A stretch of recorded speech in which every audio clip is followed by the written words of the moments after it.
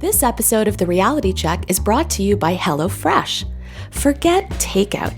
HelloFresh delivers all the ingredients for delicious, healthy meals anyone can prepare at home in less than 30 minutes. And HelloFresh is giving our Canadian checkers 50% off their first order. Go to hellofresh.ca and use promo code REALITY50 to get 50% off your first order. That's hellofresh.ca, promo code REALITY50. This is your reality check.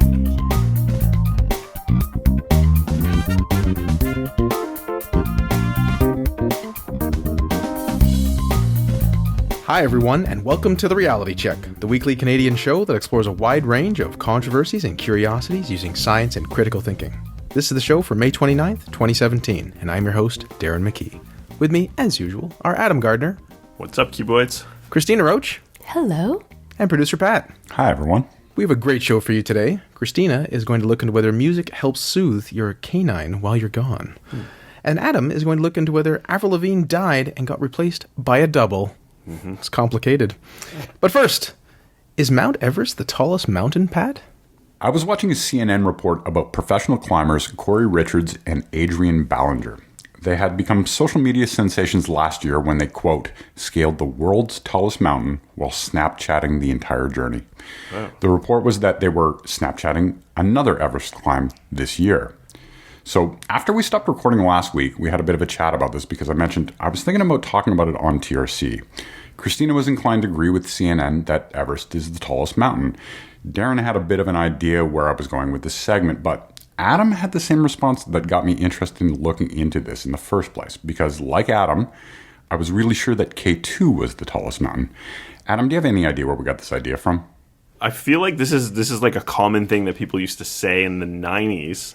That was, what's the tallest mountain? It's not Everest. It's actually K2. And there were a lot of movies about it at the time. Not that the movies make it true, but that's just an idea I had in my head. Well, me too. All right, so let's start there because we must have gotten the idea from somewhere. Yeah. I should mention that I'm going to kind of mix and match feet and meters sometimes because it depends on who is actually doing the measuring, and I'm going to refer to the original measurements when comparing. So in 1986, George Wallerstein led an expedition up K2 and brought some equipment to help obtain a more accurate survey of the mountain. The preliminary calculations by the University of Washington astronomer indicated that K2 was somewhere between 29,064 and 29,228 feet. And based on this, news articles around the world started proclaiming that K2 was the new tallest peak on Earth. This is probably where we got the idea, Adam. Yeah, probably. The problem is, the measurement was wrong. Oh. The University of Washington issued a retraction, but as we've talked about many, many times on the show, it's difficult to rein in a wrong idea once it's out there. And according to a Straight Dope article about this, some reference material still uses the incorrect measurements by Wallerstein. A year later, in 1987, the Italian Research Council organized expeditions to measure both mountains, and informed sources quote those measurements of Everest being 29,078 feet and K2 being 28,238 feet. So there you have it. Mount Everest is the tallest mountain in the world, and K2 is second. What does that really mean? Yeah. It explains the end of Waterworld, that's for sure. Mount Everest is called the world's highest or tallest because it has the highest elevation above sea level. We can say that it has the highest altitude, but some mountains might be considered taller if we consider the total vertical distance between their base and their summit. Take Mauna Kea in Hawaii. It has an altitude of 4,205 meters, or 13,796 feet, much lower than Mount Everest. However, it's a dormant volcano. And if you measure the distance from the bottom of the nearby Pacific Ocean floor to its peak, then Mauna Kea is taller than Mount Everest.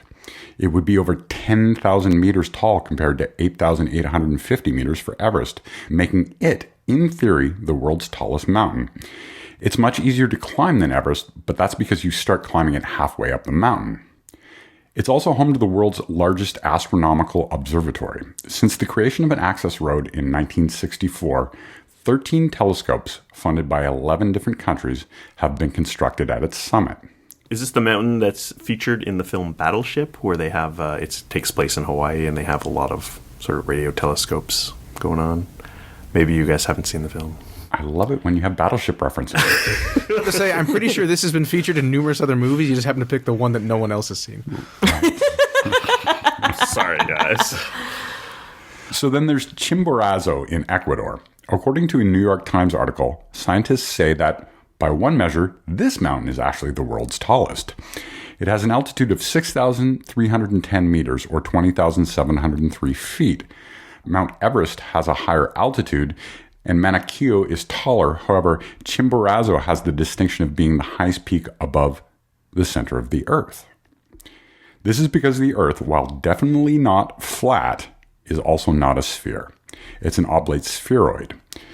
It flattens at its poles and bulges slightly at its waistline. Chimborazo is just 1 degree south of the equator. Everest is 28 degrees north latitude, nearly 1/3 of the way to the poles. So Chimborazo is 6,384 kilometers, or 3,967 miles above Earth's center, or about 2 kilometers, 1.2 miles, farther from the Earth's center than Mount Everest. Oblate spheroid for the win. Right. Sounds like a good place to build a space elevator. So essentially, there you have it. Everest will probably continue to be known as the tallest mountain in the world. But as a 2015 Forbes article about this topic suggests, it's surprisingly debatable depending on the frame of reference. Yeah, if people start scuba diving and then Climbing from the bottom. from the ocean floor all the way back up, that's a real game changer. Mm-hmm. Great segment, Pat. I love this topic, and I find it very interesting. It's used to wordplay as well as a brain teaser. I was also thinking, how they actually do this. I assume now there's satellite imaging, and or previously there was lasers and trigonometry. But part of me is thinking they just carry a ruler to the top. They're like, well, this seems taller, which makes no sense. You spit off the mountain. Yeah, exactly. In seconds. Well, we looked around. The other guy looked like he was lower down, so it was taller. So the incorrect K2 measurement is got to do with satellites. It's before GPS, but they did use a satellite. But they did say that it was a single flyby, and so not that accurate. Interesting. Interesting.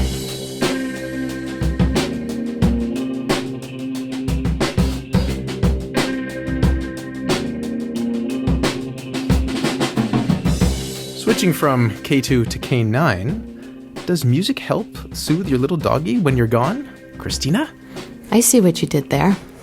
So many TRC listeners know we have a hella cute border collie cross named Holden, especially if you follow Pat on socials because he only posts about 5 pictures of him a day. So if we both leave the house, we turn on the radio to keep him company. We reason that the radio may mask noises outdoors that he may otherwise bark at, but we also think hearing the radio may help him feel less anxious and therefore ease the guilt of leaving him by himself for a few hours. But pretty much every time we do and walk out the door, we look at each other and ask, is there any science behind this? Should we cover this on the show? And it seems we're not the only pet owners who habitually do this. Turning on the radio or TV to keep your pet company is a thing. But can music really help soothe your furry friend while you're away? When I started digging, there seemed to be a few studies that have tried to establish whether auditory stimulation has a soothing effect on dogs. In March 2015, University of Glasgow PhD student Amy Bowman partnered with Gilly Mendez Ferreira from the Scottish SPCA to find out. The researchers observed dogs in a kennel over the course of 2 weeks, which it's a pretty stressful environment for a lot of dogs, so it's a good testing ground. Dogs were split into 2 groups, with one group getting classical music pumped into their kennels, while the other group was kept in silence. After 1 week, they switched the groups up. The music chosen during the study was low-tempo, orchestral, classical pieces. So the researchers monitored the dog's heart rates and took saliva samples to check cortisol levels, aka stress hormone. They also observed the dog's behavior. So what do you guys think? Do you think they found a difference between the 2 groups of dogs? I'm going to guess yes. Yes, but the stats were bad, so no. I mean, it strikes me as plausible. The dogs with classical music playing in their kennels showed an immediate and significant decrease in stress levels. What? Ferreira observed that both groups also spent less time standing and barking when the music was being played. Interestingly, male dogs seemed to respond better to the music than females. But even though there was a notable decrease in stress for the dogs hearing the music, their heart rates and behaviors related to kennel stress quickly returned to normal after the week of hooked on classics ended. The researchers were encouraged enough, however, that classical music seemed to have a positive impact on the dogs, citing this research is at the very forefront of animal welfare. Their study was published in the journal Physiology and Behavior. Says Bowman, quote, "Previous studies have shown potential psychological and physiological benefits of auditory stimulation, particularly classical music. Our study showed a similar beneficial effect of classical music, but it only lasted for a short period. The dogs became habituated to the music after as little as 1 day. It seems dogs, like humans, prefer to listen to a variety of music and not the same thing over and over again." Now, as a result of the study, the Scottish SPCA planned to install speaker systems playing classical music in their shelters.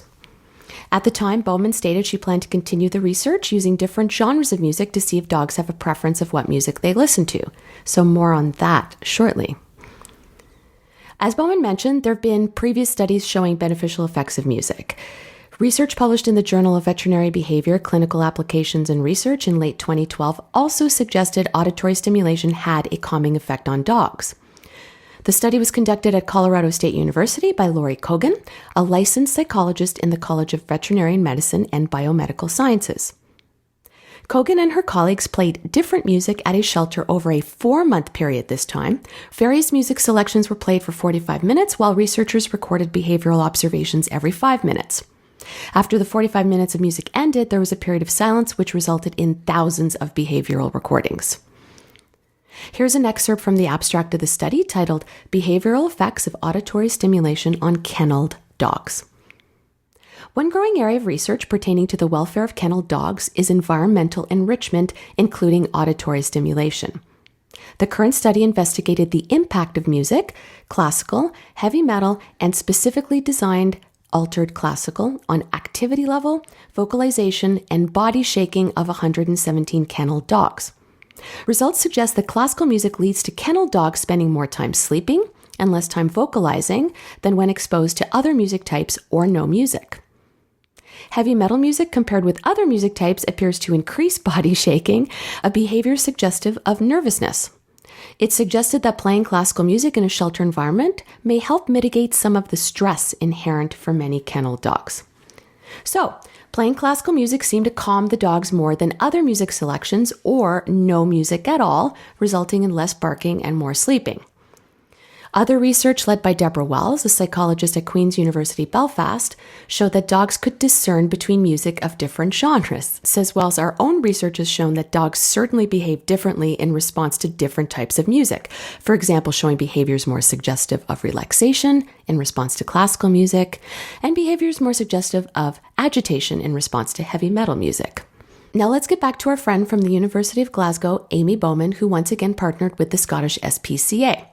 Although their earlier studies showed positive responses to classical music from kenneled dogs, the dogs were only exposed to the music for about an hour, so Bowman wanted to test their response for longer-term exposure to classical music, as well as introduce different genres. Says Bowman, we found out that they got a little bored towards the end of the 7 days, so we thought, let's try playing them different genres of music. So they set out to analyze dogs' responses to different genres of music and found that dogs seem to respond more positively to certain kinds of music, much like humans. Their most current research was reported by several sources earlier this year and published in the Journal of Physiology and Behavior. So the dogs were serenaded with 5 different musical genres: classical, pop, soft rock, reggae, and Motown. Do you guys want to take a guess which genre or genres the dogs seemed happier listening to? I would have thought that the type of music didn't make a difference, because it just, like, if the idea is that the animal is comforted by the fact that there are human sounds as opposed to silence. But lots of things you have said suggest that it does. So if I had to take a wild guess, I guess I would say classical music. Okay. Adam, Darren, what do you think? So I would say anything with a slower tempo, typically. So I guess some classical is and some isn't, but on average maybe classical, some Motown. I'm not sure. What about you, Adam? And you want to hazard a guess? I'm going to say reggae. Interesting guess. So, Neil Evans, professor of integrative physiology at the University of Glasgow's Institute of Biodiversity, Animal Health and Comparative Medicine, told NPR, quote, "Overall, the response to different genres was mixed, highlighting the possibility that, like humans, our canine friends have their own individual music preferences. That being said, reggae music and soft rock showed the highest positive changes in behavior." He went on to say there is some evidence from work in humans that suggests that the relaxing effects of music are related to aspects of tempo or repeated motifs that can be present in the music. Possibly the reggae and soft rock have that more overtly expressed. To Darren's point, yeah. So what is relaxing to humans is also relaxing in animals. Are you saying humans are animals, Adam? I'm not sure if we're ready for that episode of this podcast. Hold that thought, Adam. It depends on the animal. Okay. So regardless of the genre, reggae music and soft rock were found to provoke the most positive behavioral changes in the dogs. As well, even though different dogs responded differently to the various genres, the researchers found that the dogs were 142 times more likely to start barking again once the music was turned off. That's such a large increase that it seems like it must have been very minimal to begin with. Well, any change is likely to provoke a... Like if they're saying like, you know, is the dog likely to bark between minute 2 and 3 of this song, or like at the end of the song? Well, I would find like when there's a change, the dog's going to be likely to bark. I don't know. Yeah. Could be. Could be. Now, as many checkers know, my esteemed co-host Adam is an avid cat lover. So I thought I'd be inclusive and throw in a quick look at research around cats and music. Throw them a bone, eh? A study published in 2015 in Applied Animal Behavior Science compared how 47 domestic felines responded to 2 different types of music. The cats were first played classical melodies composed for humans, then they were played music composed specifically to appeal to cats using a particular pitch and tempo, aka cat music. How would a person even know that? The musical cats? Yes, Adam, I said cat music.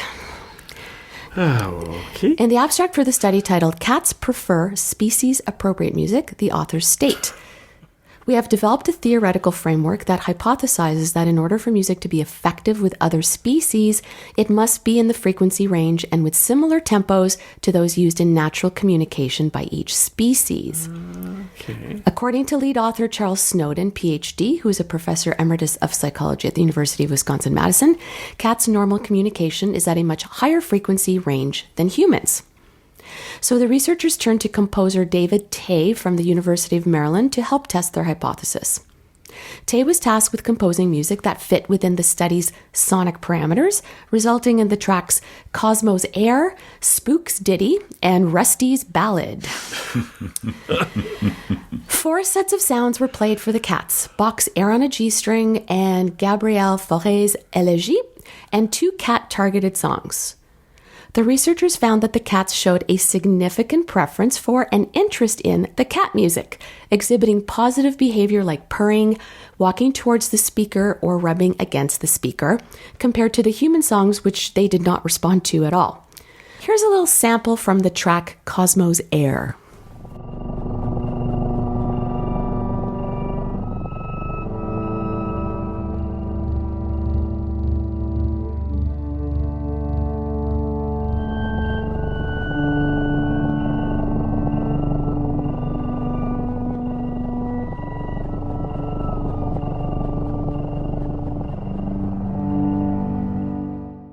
It's like a purring. It sounds a lot like a cat's purr. Yeah. Yep, it does sound like purring.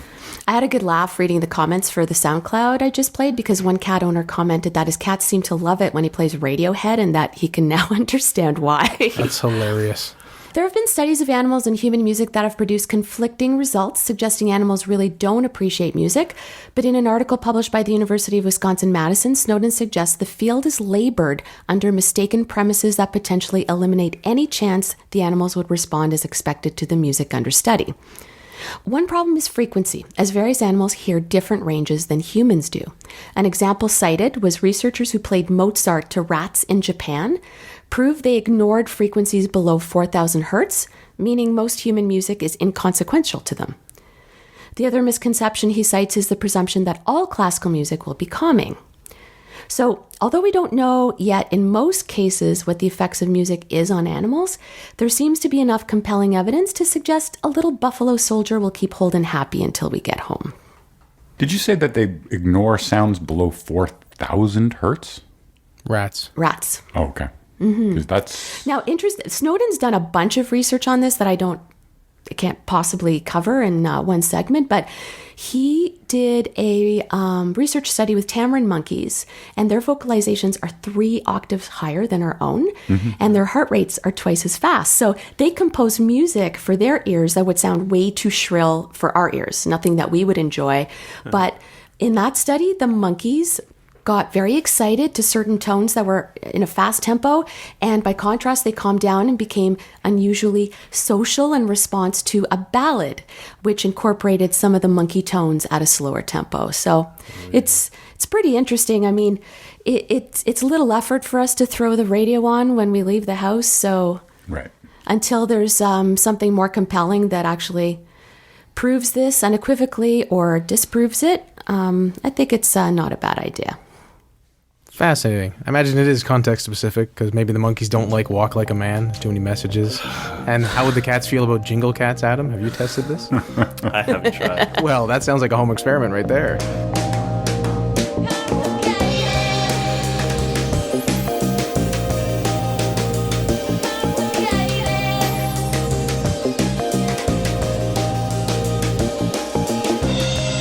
Speaking of shrill voices some animals can't stand, Avril Lavigne. Did she die? I'm just kidding. Wow. Did Avril Lavigne die and was replaced by a different Avril Lavigne? Darren, as you said earlier, it is complicated. So many articles on this used that joke. Did you hear that Avril Lavigne died? Oh, and she's been replaced by a double for most of her career. For those who aren't aware, Avril Lavigne is a Canadian singer and songwriter whose career began in 2002 with her hit songs Complicated and Skater Boy. The conspiracy theory suggests that in 2003, she died and was replaced with a double. The origins of this death rumor go back to about 2012, but it has been making a lot of headlines over the past couple of weeks since Twitter user Givenchy Ass posted a conspiracy theory thread on May 12th detailing the idea.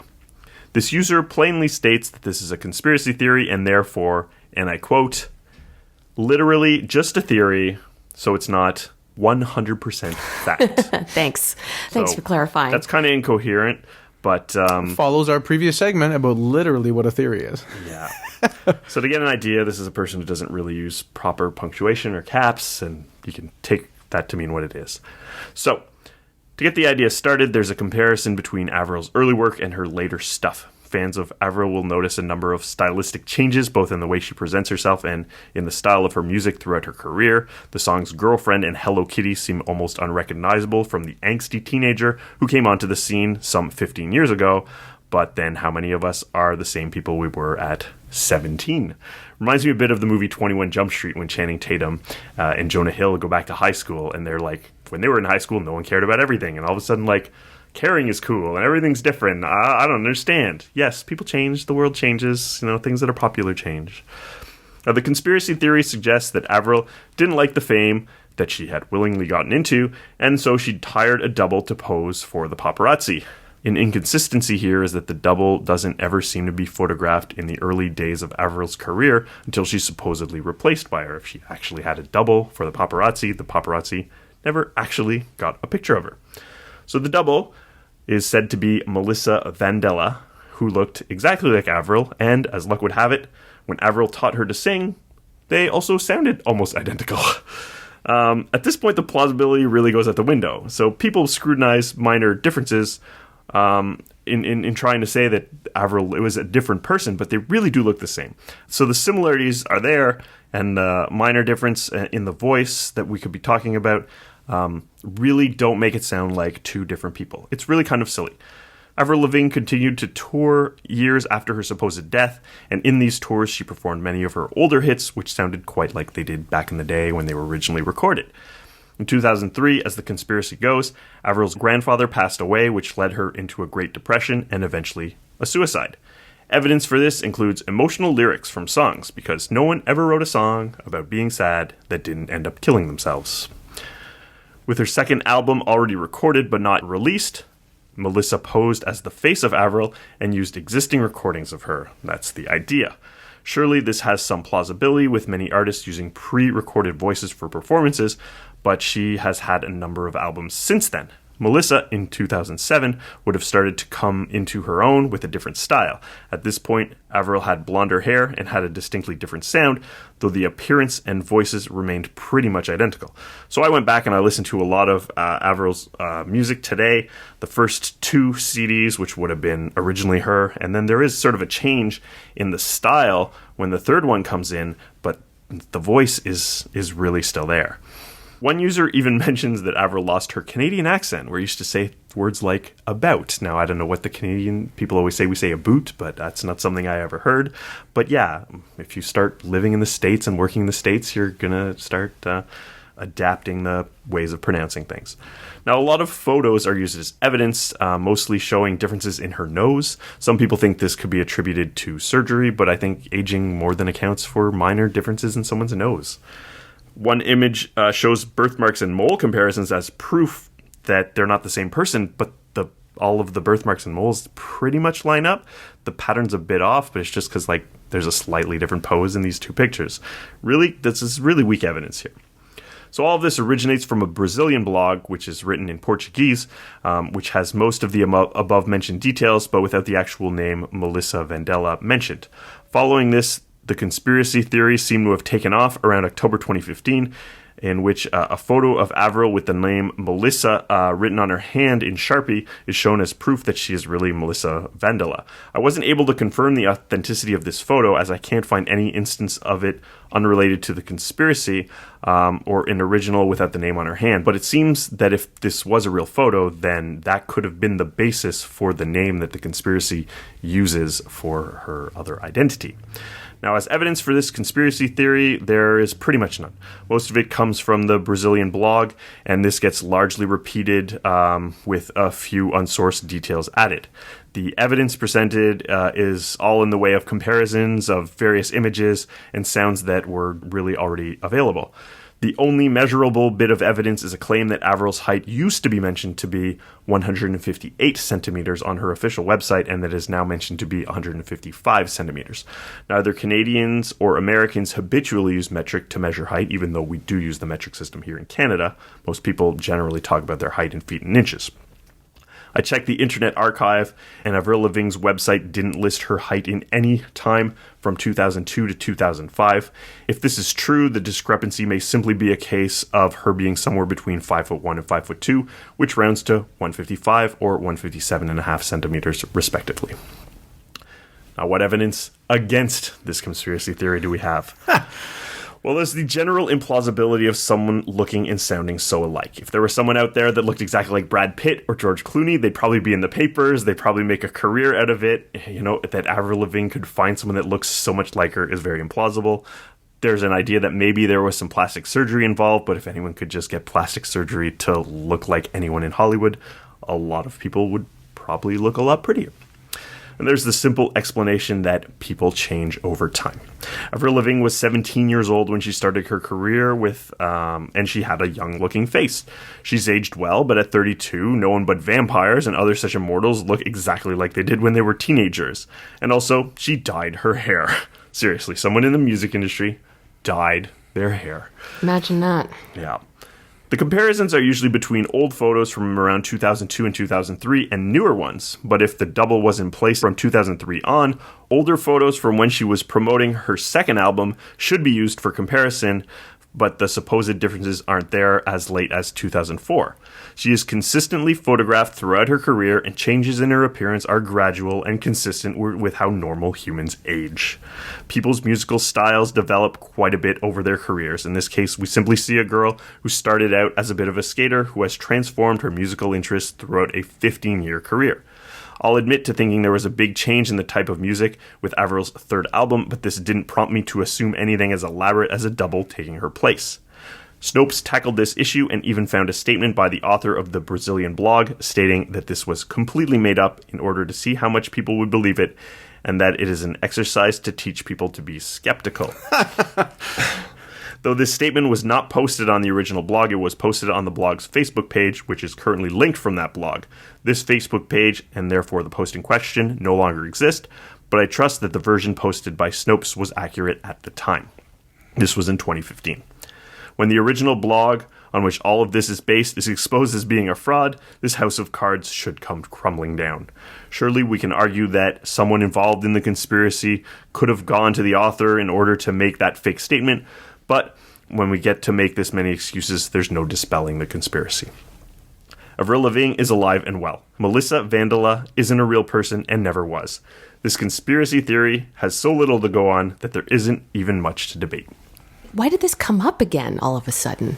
Yeah, I mean, it'd been around in 2015, but I don't think it made huge waves. I think it was popular in Brazil, but because it was mostly Portuguese, I don't think it went around that much.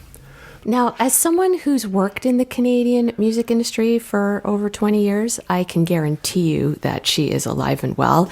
And one of the major reasons for her sound changing, like a lot of artists, is because she completely outgrew her audience. Yeah. So people who listened to her, who are 13, 14, 15, outgrew her. They didn't want to listen to her anymore.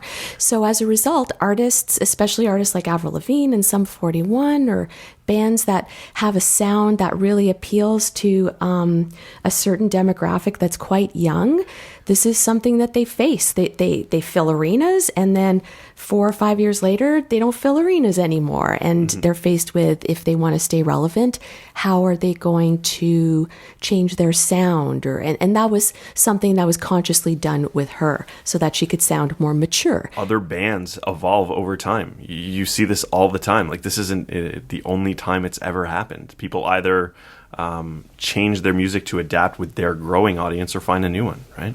Thanks, Adam. And thank you for joining us once again, listeners. Today, Pat showed us that Mount Everest is the tallest mountain if we look at altitude, but if you're using other metrics, we have other interesting contenders. Cristina showed us that, yes, apparently, for some dogs, for some music, it is soothing to have that music playing, but it's going to be very dependent on the animal and the music. And finally, Adam, surprisingly, told us that Avril Lavigne is not dead and replaced by someone, but she's still alive and kicking. I'm with you, Avril. Until next time, think better to act better. Peace out, K2 boys. Stay classy, not smart-assy. Happy birthday, Darren. Happy birthday, Darren. Happy birthday, Darren. And if any listeners want to make Darren especially happy on his birthday, please give us a 5-star review in iTunes. For show notes or to discuss this episode, visit our Facebook page and website at trcpodcast.com. For general inquiries or to send a topic or parody suggestion, email info@trcpodcast.com. Help support the show by leaving a review on iTunes and liking us on Facebook. Follow us on Twitter at @TRC_podcast.